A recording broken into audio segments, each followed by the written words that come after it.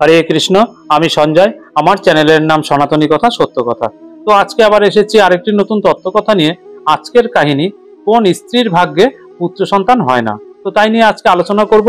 शुरू करार आगे प्रथमेई बोली आमार चैनेले जारा प्रथम एसेछेन तार आगे भिडियोटी देखुन, यदि भालो लागे ताहले अवश्यई सबस्क्राइब करे चैनेलेर साथे जुड़े थाकबेन। भिडियोटी स्किप करबेन ना, सम्पूर्ण भिडियोटी देखुन, अवश्यई भालो लागबे। ताहले शुरू करछि आजकेर काहिनी। एकबार मा लक्ष्मी क्षीरसागरे शीशनागेर सज्जाय बसे भगवान विष्णुर चरण टिपे दिच्छिलेन। चरण सेवा करते करते हठात् माता लक्ष्मी भगवान विष्णुके बोललेन, हे प्रभु, आज आमार मने तीनटी प्रश्न जागছে। এই তিনটি প্রশ্নের উত্তর আপনি দিয়ে যদি আমাকে সন্তুষ্ট করতেন তাহলে আমার মন অনেকটা শান্তি পেত। তখন ভগবান বিষ্ণু বলেন, হে দেবী, তোমার যা প্রশ্ন থাকুক না কেন তুমি বিনা দ্বিধায় আমাকে জিজ্ঞাসা করতে পারো। তোমার সমস্ত প্রশ্নের উত্তর দেওয়া আমার কর্তব্য। তখনই দেবী লক্ষ্মী প্রভুকে জিজ্ঞাসা করলেন, হে প্রভু, এমন কোনো নারী আছে যার ভাগ্যে পুত্র সন্তান থাকে না? আমার দ্বিতীয় প্রশ্ন হলো, কোন স্ত্রী সময়ের আগে অকালেই বিধবা হয়ে যায়? আমার তৃতীয় প্রশ্ন হলো, এমন কোন পুণ্য করলে নারীরা স্বর্গে স্থান পায়? তখন ভগবান বিষ্ণু বলেন, হে দেবী, তুমি উচিত প্রশ্ন করেছো। তোমার এই প্রশ্ন মানব জাতির কল্যাণের জন্য কাজে আসবে। তোমার এই তিনটি প্রশ্ন অত্যন্ত গুরুত্বপূর্ণ। সংসারের কল্যাণের উদ্দেশ্যে আমি এই তিনটি প্রশ্নের উত্তর অবশ্যই দেব। কিন্তু এর উত্তর বলবার আগে আমি তোমাকে একটি কথা শোনাতে চাই, আর এই কথার মাধ্যমে তোমার সকল প্রশ্নের উত্তর পেয়ে যাবে। তখন দেবী বলতে লাগলেন যে, হে প্রভু, আমি প্রতিজ্ঞা করছি যে আমি এই আপনার বলা কথাটি অবশ্যই মনোযোগ দিয়ে শুনব। তখন ভগবান বিষ্ণু বলেন যে বহুকাল আগে মধ্যদেশে একটি ছোট্ট নগরী ছিল। ওই নগরে এক শেঠ বাস করতেন। সেই শেঠের দুই ছেলে ছিল। সেই দুজনেরই বিবাহ হয়ে গিয়েছিল। তাদের ঘরে কোনো জিনিসেরই অভাব ছিল না। কিন্তু সেই শেঠের স্ত্রীর খুব খারাপ স্বভাব ছিল। শেঠের স্ত্রী এবং বড় বৌমা দুষ্ট প্রকৃতির ছিল। সেই শেঠের স্ত্রী তার বড় ছেলের স্ত্রীকে বা বড় বৌমাকে খুব ভালোবাসতেন, কিন্তু তার ছোট বৌমার সাথে সর্বদা খারাপ ব্যবহার করতেন। বাড়ির কনিষ্ঠ পুত্রবধূ ছিলেন অতি কোমল প্রকৃতির। সে ঈশ্বরের উপর বিশ্বাস করত এবং প্রতিব্রতা নারী ছিলেন। সে পূজার্চনা করত এবং ঘরের যাবতীয় সব কাজই সে একা হাতে করত। তবুও সর্বদা শাশুড়ি তার সাথে খারাপ ব্যবহার করতেই থাকত। এর পেছনে একটাই কারণ ছিল, বড় বৌমার একটি পুত্র সন্তান ছিল এবং ছোট বৌমার ছিল কন্যা সন্তান। ছোট বৌমা কন্যা সন্তান জন্ম দেওয়ার কারণে তার সাথে সবসময় গালিগালাজ দিয়ে কথা বলতো। এদিকে ভগবান বিষ্ণু মাতা লক্ষ্মীকে বললেন যে আমি ছোট বৌমাকে নিয়ে একটি ছোট্ট গল্প শোনাবো। এর মাধ্যমে তুমি তোমার প্রথম প্রশ্নের উত্তর পেয়ে যাবে। যে নারীদের পুত্র সন্তান হয় না, সেই স্ত্রী দুষ্ট প্রকৃতির ছিল।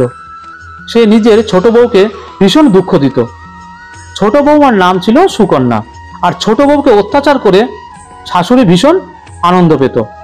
আর ছোট বউয়ের দেবদেবীর উপর ভীষণ বিশ্বাস ছিল। তো একদিন ছোট বউ ভাবতে থাকে যে বাড়ির আমি এত কাজ করি, তবু আমি শান্তি যেন পাচ্ছি না।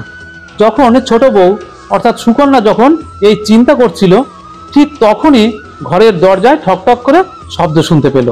তখন ছোট বউ ভাবলেন, এখনো ঘরের রান্না হয়নি, শাশুড়ি মা দেখলে আবার অশান্তি করবে। এইরকম ভাবতে ভাবতে সে দরজা খুলল এবং দরজা খুলে সামনে দেখতে পেল এক সন্ন্যাসীকে। সেই সন্ন্যাসী সুকন্যাকে বললেন, সৌভাগ্যবতী হও মা, সর্বদা সুখে থাকো। সন্ন্যাসী বলল, আমাকে কিছু খেতে দাও, আমি ভীষণ ক্ষুধার্ত। সুকন্যা তখন ভাবল, যদি আমি এখন এই সন্ন্যাসীকে খেতে দিই এবং এই সময় যদি আমার শাশুড়ি এসে যায়, তাহলে সে আমার সাথে ভীষণ অশান্তি করবে। আবার এদিকে এটাও ভাবলেন যে ক্ষুধার্ত সন্ন্যাসীকে যদি আমি ফিরিয়ে দিই, তাহলে তো আমার ঘোর পাপ হবে, তাহলে আমার সমস্ত পুণ্য নষ্ট হয়ে যাবে। এরকম ভাবলেন, তবুও সন্ন্যাসীকে ঘরের ভেতর ডেকে নিয়ে গেলেন এবং অতিথি সেবার ধর্ম পালন করার জন্য সন্ন্যাসীকে খেতে দিতে বসলেন বা সন্ন্যাসীকে খেতে দিলেন। আর ঠিক এমন সময় শাশুড়ি ঘরের ভেতর চলে এলো। এসে সন্ন্যাসীকে খেতে দেখে শাশুড়ি ভীষণ রেগে গেলেন আর বললেন যে এখানে কি দানছত্র খুলে রেখে দেওয়া হয়েছে? আর যখন তখন রাস্তার থেকে ভিখিরি ডেকে এনে ঘরের মধ্যে বসে খাওয়াবে? সুকন্যা অনেকবার বারণ করলেন যে মা, ক্ষুধার্ত সন্ন্যাসী, এনাকে খারাপ কথা বলবেন না। কিন্তু সুকন্যার কোনো কথাই শাশুড়ি মা কানে তুললেন না। শাশুড়ি মা তখন সে সন্ন্যাসীকে টেনে ঘরের বাইরে বের করে দিলেন। তারপর শাশুড়ি সুকন্যাকে গালিগালাজ করতে থাকলেন। তখন সুকন্যা বললেন যে শাশুড়ি মা, আমি ওই সন্ন্যাসীকে আমার ভাগের থেকে খাবার খেতে দিয়েছি। এরকম কিছু সময় তর্ক বিতর্ক চলার পর সুকন্যাকে ধাক্কা দিয়ে ঘর থেকে বাইরে বের করে দিয়ে দরজা বন্ধ করে দিলেন। সুকন্যা বাইরে থেকে তার শাশুড়ি মাকে অনেকবার দরজা খোলার জন্য অনুরোধ করলেন। যখন সুকন্যার শাশুড়ি আর দরজা খুললেন না, তখন সুকন্যা তার বাপের বাড়ি যাওয়ার উদ্দেশ্যে বাড়ি থেকে রওনা দিলেন। চলার পথে জঙ্গলের রাস্তা দিয়ে যাবার সময় প্রবল বৃষ্টি চলে আসে, তবুও সে সেই রাস্তা দিয়ে চলতে থাকে। চলতে চলতে কিছু দূর গিয়ে দেখে জঙ্গলের ভেতরে একটি গাছের নিচে ছোট্ট কুঠির, এবং সোজা গিয়ে সেই কুঠিরের ভেতর ঢুকে পড়লেন। ঢুকে ভেতরে গিয়ে দেখছে যে সেই সন্ন্যাসী এই ঘরের ভেতর বসে আছে। সেই সন্ন্যাসী আর কেউ নয়, সেই সন্ন্যাসী ছিলেন ভগবান বিষ্ণু। সন্ন্যাসী সুকন্যাকে দেখে বললেন, হে পুত্রী, তুমি এই গভীর জঙ্গলে একা কি করছো? কিন্তু সুকন্যা কোনো কথার উত্তর না দিয়ে একা কাঁদতে লাগলেন। সন্ন্যাসী তখন তার কান্না দেখে বললেন, তুমি কান্না থামাও, আমি তোমার সম্বন্ধে সব ঘটনাই জানি। তোমার শ্বশুর বাড়ির লোকেরা খুব দুষ্ট প্রকৃতির, তোমাকে ভীষণ জ্বালাতন করে, তোমাকে গালিগালাজ করে এবং তোমাকে কষ্টও দেয়। আর এর একমাত্র কারণ হলো তোমার কোনো পুত্র সন্তান নেই, তুমি কন্যা সন্তানের জন্ম দিয়েছ। হে পুত্রী, তুমি চিন্তা করো না, এই নাও, আমি তোমাকে একটি চিরকুট দিচ্ছি। এই চিরকুটে কিছু উপায় লেখা আছে, আর এই চিরকুটে যে উপায়গুলি লেখা আছে তুমি সেগুলি মনোযোগ দিয়ে পালন করার চেষ্টা করো, তাহলে তোমার একজন গুণবান পুত্রের জন্ম হবে। সুকন্যা যখন এই চিরকুটটি হাতে নিলেন এবং চিরকুটটি হাতে নেওয়ার সাথে সাথে সন্ন্যাসী হাওয়ায় চলে গেল বা অদৃশ্য হয়ে গেল। এদিকে সুকন্যার স্বামী সুকন্যাকে খুঁজতে খুঁজতে সেই কুঠিরেই এসে পৌঁছলো এবং সুকন্যা তার স্বামীকে সব ঘটনা খুলে বললেন। সুকন্যা এবং তার স্বামী আর নিজের ঘরে ফিরে গেল না, ওই জঙ্গলে বসবাস করতে শুরু করলো। কিছুদিন যাওয়ার পর তাদের একটি সন্তান নেওয়ার কথা মনে আসলো। ভাবতে লাগলো যে যদি আমার একটা পুত্র সন্তান হতো তাহলে শ্বশুরবাড়ির সবাই আমাকে ভালোবাসতো। সুকন্যার তখন সেই চিরকুটটির কথা মনে পড়লো এবং সেই চিরকুটটি খুলে দেখলেন তাতে কিছু উপায় লেখা আছে। তাতে লেখা আছে, স্বামীর বাম পাশে তুমি সর্বদাই ঘুমাবে বা প্রতিটি স্ত্রীর ঘুমানো উচিত। পুত্র সন্তান লাভ করতে চাইলে মিলনের সময় পুত্র সন্তানের কথা ভাবতে হবে। মাসিকের চতুর্থ রাত্রিতে মিলন করা উচিত নয়। কবে কোন দিনে মিলন করলে পুত্র সন্তান বা কন্যা সন্তানের জন্ম হয় তা নিয়ে অনেক আগে একটি ভিডিও বানিয়েছি, সময় করে যদি একটু দেখে নেন তাহলে এই ভিডিওটি বুঝতে সুবিধা হবে। তো সেই ভিডিওটি বানিয়েছিলাম গরুর পুরাণ থেকে, সকালে সহবাস করলে কি ক্ষতি হয়। তো ভিডিওটি 5 মাস আগের ভিডিও, তো আপনারা একটু লক্ষ্য করে ভিডিওটি দেখবেন, তাহলে এই ভিডিওটি বুঝতে সুবিধা হবে আর জানার যে মনের সংশয় সেটাও কেটে যাবে। তবে শেষমেশ সব নিয়ম মেনে গর্ভধারণ করলেন সুকন্যা। তো একদিন স্বামী জঙ্গলে কাঠ কাটতে যায়, তারপর ঝড় ওঠে এবং সেই প্রবল ঝড়ে সেই ছোট্ট কুঠির উড়িয়ে নিয়ে চলে যায়। তারপর দৌড়ে এসে সেই গাছের নিচে এসে দাঁড়ায় যেখানে সেই সন্ন্যাসীকে দেখেছিলেন। সুকন্যা সেখানে দাঁড়িয়ে স্বামীর জন্য অপেক্ষা করছিল।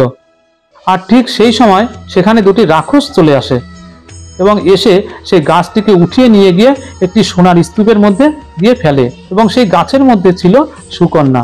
সেই গাছটিকে ওখানে রেখে সেই রাক্ষস দুটি আবার চলে যায়। সুকন্যা তখন দাঁড়িয়ে তার কাপড়ের আঁচলে কিছু সোনা বেঁধে নেয় এবং পরে আসে রাক্ষসী। সেই রাক্ষসী এসে সেই গাছটিকে নিয়ে এসে আবার সে আগের স্থানে রেখে দেয়। সেই সোনা পরে তার স্বামীকে দিয়ে দেয়। অনেক দিন হয়ে যায়, তারপর সুকন্যা এবং তার স্বামী দুজনেই তার নিজের বাড়িতে ফিরে যায়। যে সোনা নিয়ে গেছিল সেই সোনা সুকন্যা তার শাশুড়ির হাতে তুলে দেয় এবং তার শাশুড়িকে সব ঘটনা খুলে বলে। শাশুড়ি তার সব ঘটনা শোনার পর ভীষণ রেগে যায়, কারণ সে বলে, তোমার যখন এত সুযোগ ছিল সব সোনাগুলি নেওয়ার, তাহলে তুমি সব সোনা কেন আনলে না? সেই সোনার লোভে শাশুড়ি আবার পরদিন সকালে বেরিয়ে পড়ে ঠিক সেই গাছতলায়। সেই গাছতলায় দাঁড়িয়ে থাকে সেই রাক্ষসদের আশায়। সেই রাক্ষসরা একটা সময় আসে এবং সেই গাছটিকে তুলে নিয়ে চলে যায়, নিয়ে গিয়ে একটি অন্য জায়গায় বরফের দেশে নিয়ে তাকে ফেলে দেয়। কিন্তু ওখান থেকে আর কখনোই তার শাশুড়ি ফিরে আসতে পারে না। একটা সময় রাক্ষসেরাও তাকে সেই শাশুড়িকে মেরে ফেলে। এদিকে সুকন্যার তার স্বামী অপেক্ষা করতে করতে যখন দেখলেন না তার শাশুড়ি ফিরে এলেন না, তখন তারা নিজেদের মতো সংসার করতে লাগলেন, কারণ বুঝতে পারলেন তার শাশুড়ি আর কোনোদিনই ফিরে আসবে না। তখন ভগবান বিষ্ণু বললেন যে, হে লক্ষ্মী, আমি চিরকুটে যে নিয়মগুলো লিখে দিয়েছি সেইগুলি যদি মানব জাতির নারীরা পালন করে তাহলে অবশ্যই তাদের মনোবাসনা পূর্ণ হবে। তো এইটুকুই ছিল আজকের কাহিনী। আগামী দিনে আগামী পর্বে আবার কোনো নতুন কাহিনী নিয়ে আসবো। ততক্ষণ আপনারা অবশ্যই ভালো থাকবেন, সুস্থ থাকবেন। হরে কৃষ্ণ।